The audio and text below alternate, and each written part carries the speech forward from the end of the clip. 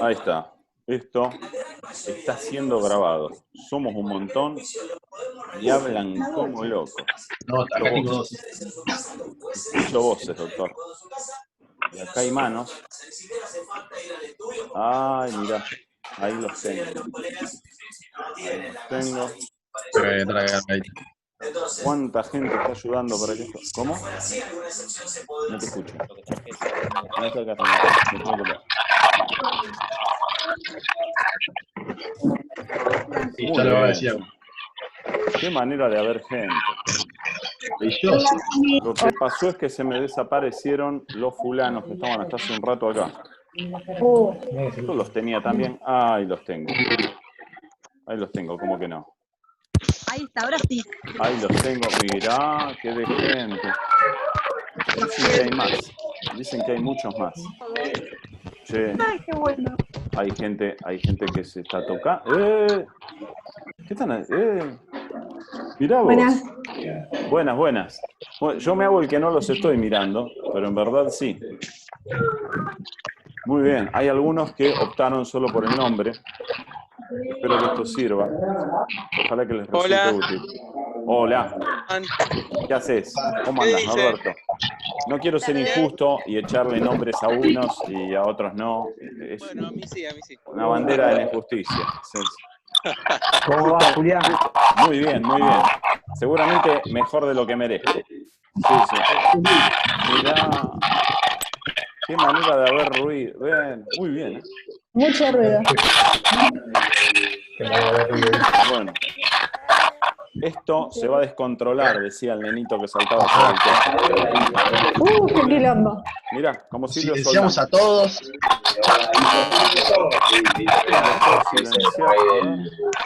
puede silenciar. El capo de la guerra que la ganó Cuba. Micrófono, altavoz. ¿Se puede silenciar a todos por un rato? A ver. Antes de que lo participen. Silenciar a todos. Me siento un dictador absoluto. Ahí está. Estoy escuchando algunas voces. No, ¿qué sale quilombo? Escucho voces, doctor. Escucho voces.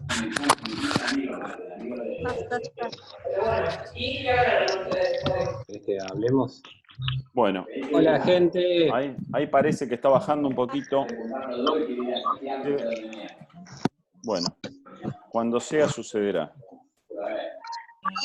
Cuando sea sucederá. Hola. Bueno, muchas gracias por venir, que es una linda oración para estos casos. Ojalá la pasen muy bien y ojalá resulte útil. Yo prometí puntualidad y espero poder cumplirla, porque la puntualidad de esto va de la mano de poder meter en muy poco tiempo un montón de cosas que tengo planeadas. Voy a sacar esto, así no los escucho. No los escucho muy mal. Había que desactivar los micrófonos, Juli. No me digas. Bueno, ahora el micrófono. Ya no los escucho.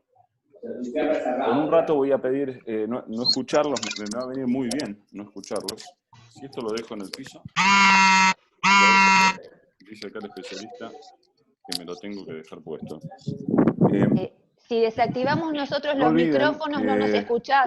Esta charla pretende ser una invitación a un ciclo de charlas que tienen como tema el acto de aprender fotografía. Me interesa mucho poder compartir algunas ideas que se vienen armando desde hace mucho tiempo y que espero funcionen.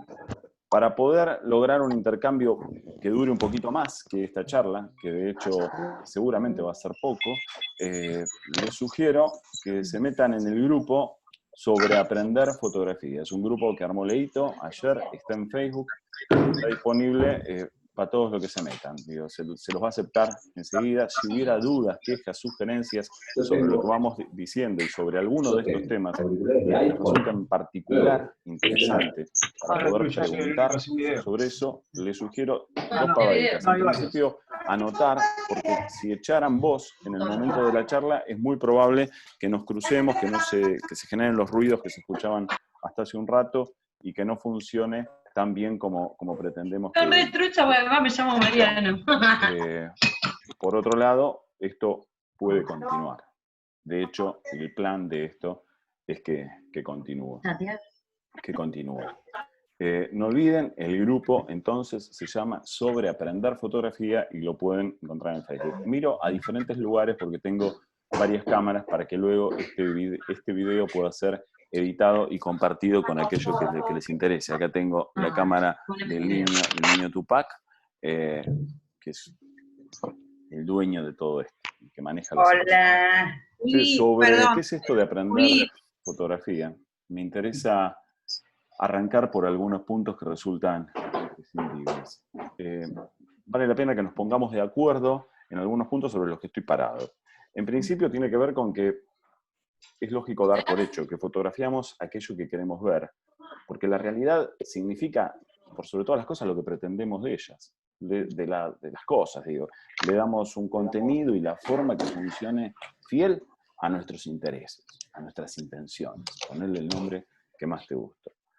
Son en apariencia solamente cosas, no hay más que eso. Formas, colores, tonos, y están distribuidas en el espacio generando relaciones, y en cada observación, ya y por cada uno y de tal modo, esconden su verdadero rol de signo. Vale decir que esas cosas, signos en potencia, a veces disimulan su verdadera entidad. Suponer que la cosa, que el elemento aislado, es por sí solo, con todos sus atributos, el responsable de todo lo que de ahí se desprende, es un gesto de, como mínimo, ingenuidad, vamos a decirlo. Porque en un universo complejo eso no funciona de ese modo. Por otro lado, intuir también que una foto colmaría el deseo del autor, solo por la obtención de una imagen que tiene esas cosas, esos atributos, esas formas, esos efectos posteriores, y que por lo tanto también podría hacerlo en siguientes observadores, es sin duda un exceso de proyecciones, vaticinios y de ingenuidad aplicada. Es una figura que me encanta, el ingenuo que aplica su ingenuidad cada vez que tiene oportunidad. Bueno, para aquellos que están acá y que no me conocen, yo he visto muchas caras conocidas y los sigo viendo, hay un montón y se siguen sumando, siguen siguiendo, decían los Lelutier. Mi nombre es Julián Rodríguez, nací en San Telmo en el año 69, tengo apenas 50 añitos, vivo en Mar del Plata desde los 25, y laburé como fotógrafo durante un montón de años, en prensa, en publicidad, y como docente un montón más. De hecho, creo que ya es hora de ir asumiendo que soy mucho más docente de fotografía que fotógrafo.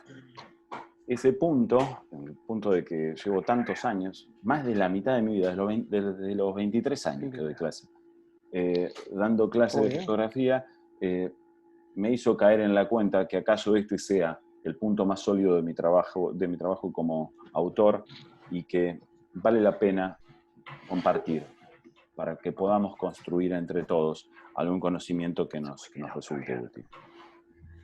Les quiero hablar en parte de esto, del resultado de la experiencia docente. Está bueno saber que la suma de todos los fracasos de mis estudiantes, a causa de mis errores, ya han dado lugar a una reinterpretación de lo que yo creía sólido. Y ya era hora de que lo asuma. La experiencia docente, en este sentido, ha sido mucho más útil que el estudio minucioso de todo aquello que yo creía que debía ser una clase. Con el tiempo descubrí que la clase es la acción de la clase. Es el funcionamiento que se construye entre las interacciones entre los estudiantes, el tema, el contenido, el conocimiento, el método, las actividades propuestas, todo eso en acción, todas esas variables en forma conjunta funcionan dando lugar a lo que llamamos una clase. Quiero invitar no una persona, digo, a este tema, porque es imprescindible, hablar de lo que podríamos llamar, para ser cortos en la definición, la necesidad expresiva. Los fracasos, estos fracasos que yo les nombraba hace un rato, coinciden en la mayoría de los casos en que la obediencia a las reglas no genera necesariamente la satisfacción que se produce entre lo pretendido y lo obtenido. Aclaro para aquellos que conocen algo de mi devenir que esto no es un escalón más en mi batalla contra la autoridad, que marca mi derrotero, pero que no es sin duda solamente eso. Les estoy contando que las reglas no generan satisfacción entre lo pretendido y lo obtenido porque no alcanza con ellas. No alcanza con eso. Dado este salto, el salto entre lo pretendido y lo obtenido, que es al fin y al cabo lo que nos impulsa en esta necesidad expresiva que estamos buscando como autores de fotografía o como docentes de un grupo de gente que pretende aprender esto, tiene que ver con que las reglas, que pueden ser conocidas o no, no garantizan esa satisfacción y que esa satisfacción es solamente obtenible cuando el significado coincide con las pretensiones. Este enunciado casi obvio, que separa la distancia de las pretensiones con los resultados, pretende establecer como mínimo este punto como un tema a medir, a considerar como estudiantes, como docentes, con el fulano que ve sus fotos, con la fotógrafa que ve las fotos ajenas, entre qué esperaba ver y qué consiguió. Esta diferencia entre valores tiene que ver con ese estado de satisfacción. Toda vez que la distancia que separa la pretensión del resultado es el talle de la frustración. Vale la pena agregar, en estos casos donde parece que me estoy yendo del tema de la fotografía, que es un gran momento para que si surgen dudas, lo podamos ir marcando. Me tomé el atrevimiento de hacer como algunas marcas que hace un rato las nombré, como cuando hablé de la necesidad expresiva. Cada vez que yo les voy marcando estas instancias, si ustedes recuerdan sobre qué estamos hablando, pues me marcan. ¿Te acordás cuando hablaste de la necesidad expresiva? Bueno, tal cosa. Cuando hablaste de lo que me largaste después, que es el tema que me interesa ahora, hablar de que construimos significados en pos de esta búsqueda de la necesidad expresiva más que capturar escenas.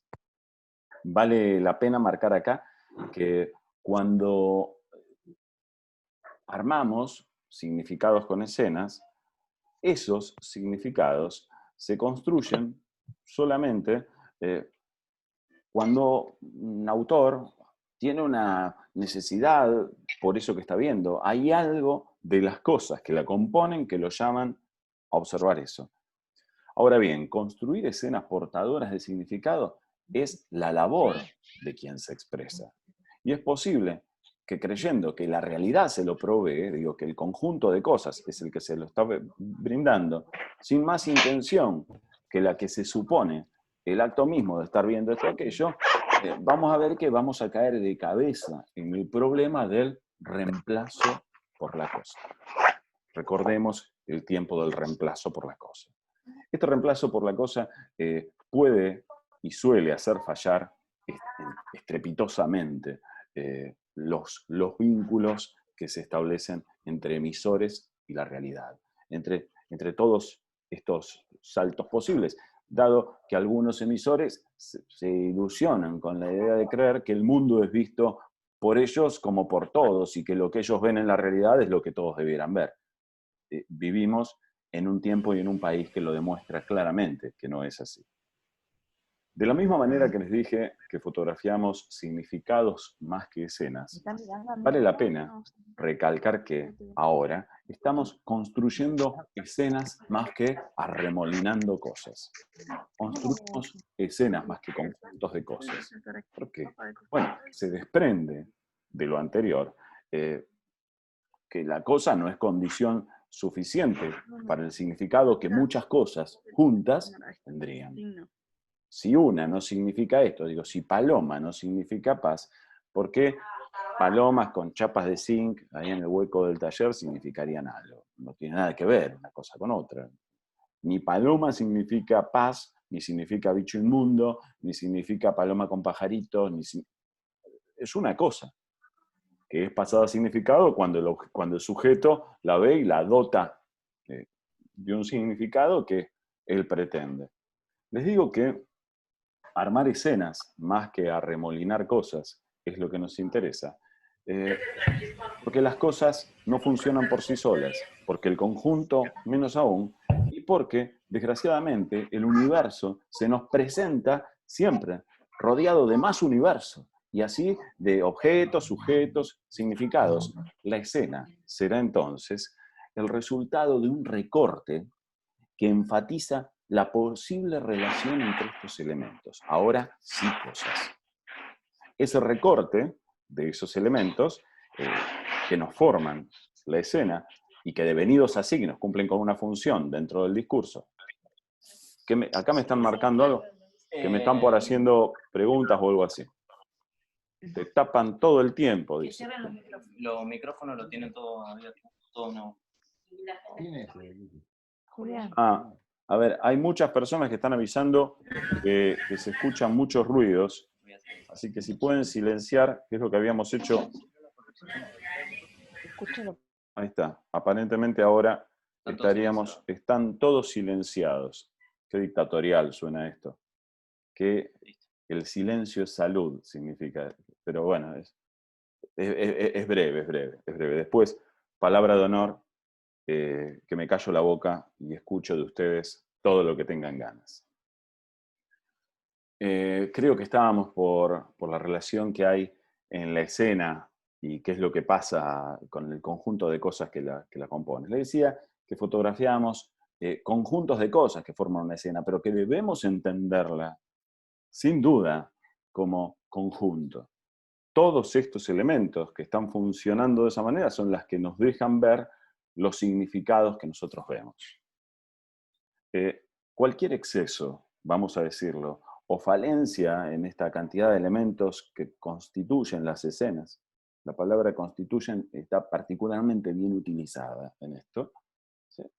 Es fatal para la construcción de los sentidos y los significados, que no es lo mismo. Sentido es una cosa, significado es otro. Prometo ampliar, hay temas que requieren ser desmenuzados, pero hagan un pequeño acto de fe, seguramente alguno peor habrán hecho en algún momento, y sí, bueno, aguántenla, que acá el equipo está ayudando en lo que puede. Mi pretensión es poder meter un montón de huevadas que se me ocurre contar en muy poco tiempo. Tengamos paz. Habíamos llegado al punto donde decíamos que las escenas son esos conjuntos de cosas, y que fotografiamos entonces escenas, conjuntos de elementos, y que la cosa no es sino dentro de ese mare magnum de significados posibles, y que esos significados se los ponemos nosotros. Ahora viene esta segunda etapa, donde intentamos ver las cosas, sí, pero como signos en potencia. ¿Qué signos en potencia? Que suena ameno o suena familiar para mí, pero no tiene por qué ser para los demás. Que las cosas cambian con la observación, cambian con el eje de toma, cambian con el ángulo de cobertura, cambian entonces con sus perspectivas espaciales, geométricas, posicionales, atmosféricas, un montón. Cambian con sus tonos, con sus valores, con su forma, y también, ¿por qué no decirlo, en otro plano y de una manera ligeramente suculenta, también debemos decir que cambian por sus contenidos simbólicos. Cuando hablo de contenidos simbólicos también ameritaría hacer una llamada, pero vamos a definir esta cuestión del contenido simbólico en el estricto sentido o acepción cultural y social. Digo, ¿cómo entendemos nosotros desde ese lugar, pertenecientes a una cultura y pertenecientes a un conjunto de personas que entienden esto o aquello? Ahora, todas estas variables que afectan a que una cosa se comporte como esto o lo otro, no son ni mayores ni menores a la mirada. La mirada del autor, que vale decir la intención, la pretensión del autor, su móvil, sus causas, sus deseos, sus necesidades conscientes o no. Ese es el punto. Sin ver esto, estamos frente a la trampa de los objetos. Lindo nombre para un boliche, para un bazar, por ejemplo. La trampa de los objetos. ¿De qué va esto de la trampa de los objetos? A un paseo incesante por un borde de un precipicio donde no te queda más que ir y venir por ese precipicio, que no puede hacer otra cosa más que arrojarte al vacío de la insatisfacción. ¡Ah! No el vacío asador, no el vacío, el triangular, no. Caer en eso, en creer que con la cosa alcanzaba y a la final chorizo, dijo el poeta. He sabido que hay quienes se han salvado de estas caídas. Estas caídas, digo, en ese vacío de la insatisfacción, de creer que había una cosa y que después no estaba. Hay algunos inclusive que han podido recuperarse de los magullones que sufren continuamente en virtud de estas acumulaciones. Ahora, estos magullones que sufren sus expectativas pueden ser que estén afectadas por la capacidad de absorción de los golpes, que puede ser grande inclusive, pero atenti, porque la acumulación de frustraciones que devienen de los no aciertos conduce a deterioros de los que ya no se vuelve. Hay quienes dicen que han vuelto de esos lugares y que ya no son los mismos. Conozco muchas personas que han quedado agobiadas por la fotografía, y no porque la fotografía les haga daño, porque al igual que cualquier otro campo del conocimiento, por sí solo no hace nada. El asunto es qué es lo que genera, qué es lo que te pasa. Y el qué es lo que te pasa tiene que ver justamente con los deseos involucrados, con el que le pasa a ese autor que en choque de sus expectativas con los resultados y con lo que le va pasando, entra en conflictos continuamente. Viene aquí otro tema que vale la pena remarcar, que vale la pena traer a este momento, que tiene que ver con la observación de dos extremos diversos, dos mundos bien distintos. Los concernientes a el aprendizaje visto por docentes y el aprendizaje visto por estudiantes. Vamos a aclarar que los docentes, por el lugar que estamos ocupando, porque corresponde que así sea, debemos saber cómo funcionan estos mundos paralelos. Son mundos paralelos casi en contacto continuo. Bueno, será imprescindible saber que existen diferencias entre los dialectos que practican cada uno de los integrantes de ese mundo.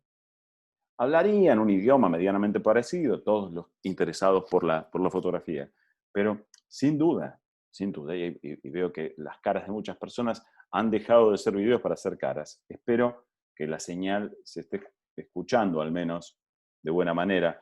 Prometo compartir grabación de todo corazón. Les estaba hablando de una especie de comparación de mundos paralelos, y que en esos mundos paralelos habitan un montón de dialectos, de todos los potenciales fotógrafas y fotógrafos. Nosotros debemos ser, como mínimo, hábiles, no hablantes, pero sí fulanos que entienden de qué se tratan esos mundos. Porque no venimos como docentes al lugar a donde debemos imponer cómo deben ser vistas las cosas, ni qué es lo que se debe decir de la realidad. ¿Qué hay que garantice que mi mirada es mejor o peor que la de otros? Sí hace falta, y sí es necesario, que nos pongamos en un lugar en donde intentamos entender los dialectos ajenos. Una vez comprendidos, y generalmente si nos dedicamos a la docencia en artes visuales, por acumulación de ejemplos, vamos viendo cómo son los lenguajes que adquieren o que intentan utilizar los diferentes estudiantes, empezamos a notar que si no damos ese paso atrás en la comprensión de los demás, les estaríamos faltando el respeto a nuestros estudiantes, sobre todo desde la arrogancia de querernos poner al frente de un grupo sin considerar lo que es en verdad que un docente acompaña una marcha. Somos un montón de personas que andamos a la par. Como tantas otras veces nos ha tocado compartir una marcha y hemos visto en esas marchas que, bueno, que hay diferentes voluntades. Digo, hay quienes quieren estar adelante, quieren estar en la punta, quieren ir por los bordes, les gusta la vereda, les gusta la avenida. No sé por qué imaginé la del 24 que no fue este año. Y hay otros que van gustosos de ir últimos. Esos gustosos de ir últimos, o los que van en el medio, o van mirando vidrieras, qué sé yo, esos fulanos y fulanas que ante la marcha eligen ir desde atrás, merecen ser acompañados con la misma voluntad que los demás. Me interesa desarrollar este punto, que podríamos llamar la metáfora del paseo compartido. Los procesos de aprendizaje son siempre diferentes, por llamarlos de la manera más breve posible, y debemos desmenuzarlos para poder desarrollar estrategias más efectivas en relación de todos los objetivos pretendidos. Aquí me debo poner el gorrito del nerd y recordar continuamente el antiguo apotegma que reza que los tiempos de enseñanza son diferentes a los tiempos de aprendizaje, ¿sí? Se lo podrían tatuar en la carne, con un tramontina serruchito, ¿sí? No tienen por qué ser igual. Es más, cuando pensaba los contenidos para esta charla, pensaba, ¿cómo hago en 40 minutos para meter todo esto y que funcione? Bueno, si no funciona, espero no morir justo hoy, y otro día hacemos una continuación y listo. Acá me están mostrando quejas y reclamos. No, ¿qué me está haciendo? Me dice que yo siga. Me están poniendo un teléfono al revés. O sea, que es un teléfono que no me escucha. Un teléfono. No me escucha, pero tiene así unas camaritas que miran para este lado. Había quedado, creo, que en esa definición imprescindible, que tiene que ver con que los tiempos de enseñanza no son iguales a los tiempos de aprendizaje. ¿Se acuerdan que hablábamos de esta metáfora de ir caminando todos juntos en una marcha? Bueno, lo que hacemos nosotros como docentes es moderar la velocidad de nuestra marcha. Atenti, moderamos la velocidad de la marcha. Y desde ya, el caudal de información vertida en procura de ver a todos nuestros compañeros de paseo juntos. Como habíamos dicho antes, sin dejar de considerar la propensión de los que quieren ser cabeza de marcha y quienes se regodean en ser el que pide ayuda hasta para caminar en la bajada de Colón. Ayuda, yo no puedo. En principio puede ser que sea pedigüeña y que le guste pedir y demandar y todo eso, pero también puede ser que le cueste de verdad. Sino un diagnóstico lo suficientemente firme, sólido, acerca de qué es lo que hace y cómo lo pide, esas cosas, no tenemos manera de saberlo. Entonces, contaba que el grupo debe ser reunido, evaluando estas características individuales. ¿Qué pasa con este? ¿Qué pasa con aquel? Y que el techo de las posibilidades es bueno que sepan que va a estar marcado, definido por los que más empujan, digo, por los que están más arriba, los que más tiran son los que van a traer esas novedades, esas cosas que estamos buscando. Pero también es justo saber y es justo aplicar y recordar continuamente que el piso de conocimiento de todos es lo que consiguen estos que vienen pidiendo ayuda, ayuda, ayuda. Esa franja entre el que más tira y el que menos tira, esa distancia, es lo que marca el alcance de nuestro grupo. ¿Cuánto aprendieron? Si quedaron más acá o más allá. Me dice que me estoy quedando en 10 minutos. Dice, en 10 minutos esto termina. Lamento, empezaré a hablar un poquito más rápido a ver si llego a contar todo. Les decía, dice que actualice. Y acá me están diciendo mis... No, cualquier disparate me están diciendo acá. No, es la peor idea del mundo. La peor idea del mundo actualizar. No. Yo estoy viendo casi la misma cantidad de caras, me quedan 9 minutos 27. Pongo el modo Tatobores y vas a ver cómo avanzamos con esto. No somos dueños de las voluntades de los que caminan con nosotros. somos solamente incentivadores del paseo, somos diletantes del paisaje, somos esos que disfrutan de la experiencia, de los logros individuales y grupales y de las formas de sortear inconvenientes. Somos, o debemos serlo, respetuosos de los límites que están por encima y por debajo de las capacidades individuales. Digo, hasta qué podemos dar y qué no podemos dar nosotros, y qué pueden o no pueden los otros, o qué suponemos que eso es así.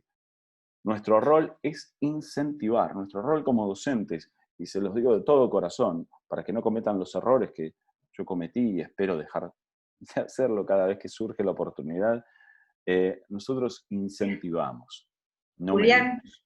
¿me escuchás? Los resultados los van a conseguir los estudiantes. Y el sistema de evaluación, si es que algún estricto de la necesita, ¿sabes el sistema de evaluación? Bueno, más adelante te lo desarrollo. He dicho cosas mucho más valiosas que un sistema de evaluación para que quedes contento con quien te supervisa. Ahora, traigo un punto imprescindible. Si el estudiante sabe qué es lo que está sucediendo con nuestro método para llevar adelante el proceso de enseñanza y aprendizaje, es muy probable que reduzca su ansiedad. Es necesario que el estudiante sepa cómo funcionamos, para qué lado vamos.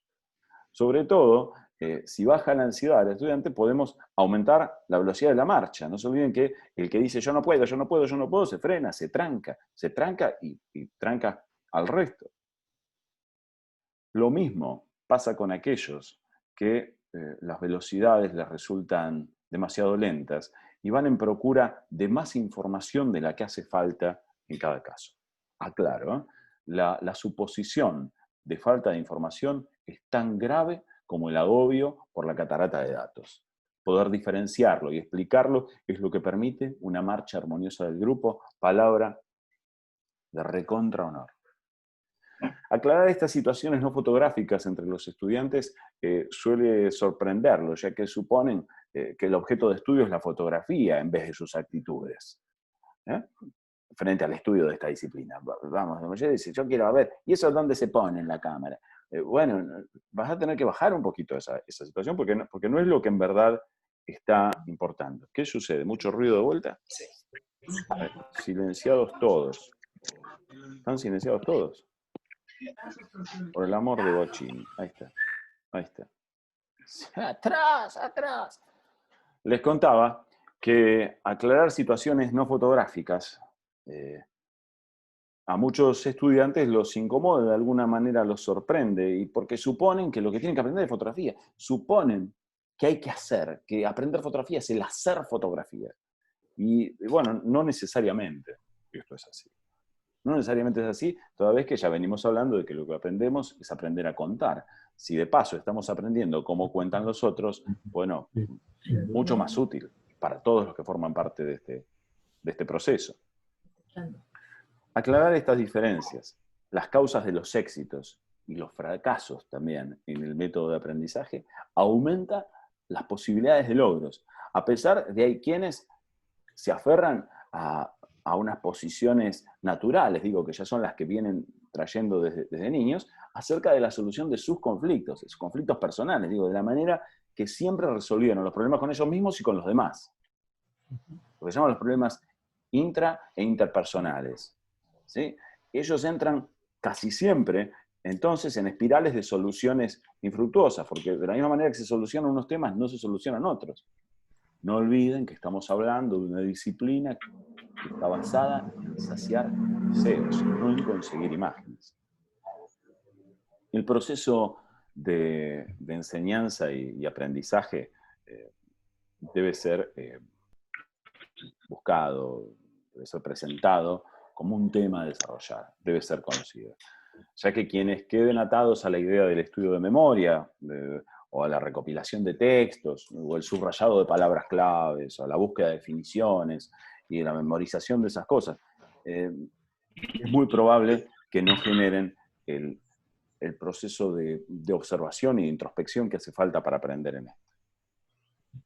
Vale la pena aclarar que tanto el cúmulo de ingenuidades que supone que la copia de un formato fotográfico exitoso proveería, va de la mano también de haber buscado información de más acerca de qué es lo que debo hacer, como si hubiera un qué debo hacer exógeno. Como digo, como si el deseo pudiera ser entendido desde afuera hacia adentro. Vale la pena reparar en eso, porque el estudiante que está cayendo en eso va para el abismo. Aclaro este punto porque el reduccionismo exagerado supone que la repetición de una cosa, de una escena, de una circunstancia, de la técnica, la marca, lo que se te ocurra, daría resultados, y que eso no es más que un caso brillante del ejemplo de reemplazo por la cosa que habíamos nombrado antes. Digo, porque si fuese así, cualquiera que arma escenas y fotografía en blanco y negro se cree que es un clásico del siglo XX. Entonces cree que un día se amaneció Weston, Cartés, Adams, quien fuera. Si supone que el manejo de los grises en sí mismo, o del equipo, de tal lugar, de la hora, es un salvoconducto a la alegría absoluta, pues le pifió. O sea, ojalá vayan y encuentren ese salvoconducto a la alegría absoluta. Pero sepan que ese no es el camino que propongo. Les sugiero llevar el tema a la médula de su construcción, que es también un problema frecuente que debemos marcar como docentes, ¿no? La copia desmedida de autores que desarrollan un tema u otro no garantiza la comprensión de esos lenguajes. Enseñamos por sobre todas las cosas a observar el mundo y expresarnos con él. Nuestros objetos de estudio son el que decimos, el cómo lo expresamos y el cómo se hace. Digo, su factura al final. Cualquier reducción de estos tres campos es exagerada, es una trampa ingenua. El contenido es lo que determina el código estético del autor, y la técnica no hace más que cumplir firmemente con lo imaginado. El proceso de enseñanza y aprendizaje debe ser como subir una escalera en caracol que tiene 3 escalones por piso o por giro, por cada vez que das una vuelta. Imaginen escalones de 120 grados, dando las posibilidades de la complejidad que cada uno pretenda. Un bebé se hace entender con menos recursos que un adulto. Y no todos los adultos se expresan de una manera tan compleja, y a esto le queda menos de 1 minuto. Ojalá esto esté sirviendo. Lo que hacemos es avanzar en el manejo de nuestro lenguaje. Aprender fotografía tiene que ver con eso, y se aprende de la misma manera que aprendimos a hablar. Los espero si les interesa en el grupo. Estos caminos complejos no son mejores que los caminos que llevan a buen puerto. Y en los buenos puertos hay satisfacción. No pude decir todo lo que quería para contarles, me ha quedado un montón de cosas, pero bueno, en solo 40 minutos. No le pifié por tanto. Si quieren, los espero en el grupo de Facebook y les cuento todo lo que les haga falta, o todo lo que pueda serles útil. Acá dice que esto se corta. En breve podremos editar esto, el texto, decir cosas mejores, un autor que diga cosas que sean menos falaces, y muchas gracias por aguantarme. Se han fumado los 40 minutos de Julián hablando y hablando y hablando, y yo no me he deshidratado ni me he muerto de ganas de ir al baño, que suele ser la cosa que me marca que estoy teniendo mucho miedo. ¿Puedo contar algo más? ¿O los puedo desilenciar para escuchar el ruido? Nos podemos unir a todos. No sé si quieren cantamos la marcha peronista, si quieren lo que ustedes les dé ganas. O podemos el himno, podemos rezarle a Bocchini. Sé que los temas que me quedan requieren mucho más. Les recuerdo esto de la marcha armoniosa.